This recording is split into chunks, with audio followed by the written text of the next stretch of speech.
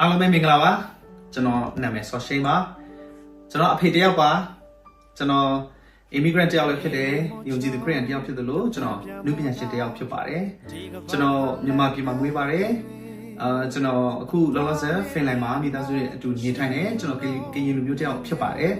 ကျွန်တော်မြန်မာပြည်ကနေထွက်လာတော့ကျွန်တော်မျော်လင့်ချက်တွေနောက်ပြီးတော့တာဝန်ယူမှုတွေနဲ့အတူအကြောက်တရားလဲကျွန်တော်တို့ပါလာတယ်ဘာဖြစ်လဲဆိုတော့မကြောက်ဘူးလို့ပြောရင်လင်ရကြမယ်နေမြေတစ်တစ်ခုမှာမိသားစုနဲ့အတူအစကနေပြန်လဲပြီးတော့မှအခြေချပြီးတော့မှအစတင်ဖို့ဆိုတာလွယ်ကူတဲ့အရာတော့မဟုတ်ဘူးဒါကြောင့်မလို့ကျွန်တော်အကြောက်တရားမှာပါလာတယ်ဆိုပြီးတော့မှကျွန်တော်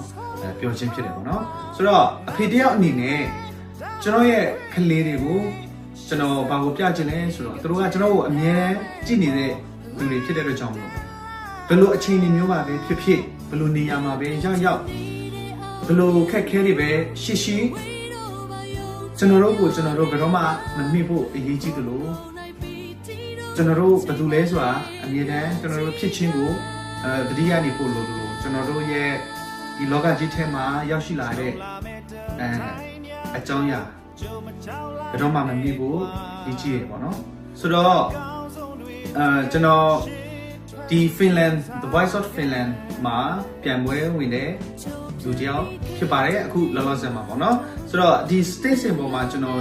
ရက်နေတဲ့အချိန်မှာကျွန်တော်တယောက်တည်းစင်ပေါ်မှာရက်နေတာမဟုတ်ဘူးကျွန်တော်လည်းအတူအနောက်ကကျွန်တော်ရဲ့တန်းပြည်ကျွန်တော်လူမျိုးတွေ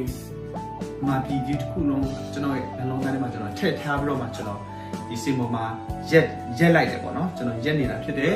ဆိုတော့ဒီလိုမတိချာမရေရာတဲ့အနာဂတ်တွေရှိတဲ့ဒီကမ္ဘာကြီးမှာမောင်မိုက်နေတဲ့ဒီကမ္ဘာကြီးမှာနောက်တစ်ခုကဒီလိုမျိုးဘယ်လိုပြောမလဲတခါတလေကိုမယုံကြည်နိုင်တဲ့အချိန်မျိုးမှာပဲဖြစ်ဖြစ်ဒီလိုမျိုးခက်ခဲတဲ့အချိန်မျိုးမှာပဲဖြစ်ဖြစ်ကိုအရန်ကိုတင်းငယ်တယ်ပေါ့နော်လို့ခံစားနေရတဲ့အချိန်မှာပဲဖြစ်ဖြစ်အဲ့လိုအချိန်မျိုးမှာယုံကြည်ခြင်းတစ်ခုကပဲကျွန်တော်ကိုဒီအရာကြီးအားလုံးကိုညီဆိုင်အောင်ဘိုးရအတွက်တွန်းအားပေးတဲ့အရာတစ်ခုဖြစ်တယ်ပေါ့နော်အဲကြောင့်မလို့ကျွန်တော်ဒီတချင်းဆိုတာဟာကျွန်တော်တယောက်တည်းအတွက်ကျွန်တော်ဆိုနေတာမဟုတ်ပါဘူးကျွန်တော်ရဲ့ဒီ community တစ်ခုလုံးကိုကျွန်တော်ကိုစားပြုပြီးတော့ကျွန်တော်ဒီဆိုချင်းဖြစ်တယ်အခုရှုပ်ထွေးမှုတွေရှိနေတဲ့နေရာတိုင်းမှာပဲအဲ့လိုရှုပ်ထွေးမှုတွေရှိနေတဲ့ကာလဒီလိုခက်ခဲကြက်တဲတဲ့ကာလမှာဒီသိငယ်တဲ့အရာလေးတစ်ခုအပြင်ကျွန်တော်တို့ငါပြုပြည်သားတွေကျွန်တော်တို့တိုင်းသားလူမျိုးအားလုံးဒီအရာလေးအဖြစ်သူတို့ရဲ့စိတ်နှလုံးထဲမှာပျော်ရွှင်မှုလေးတစ်ခု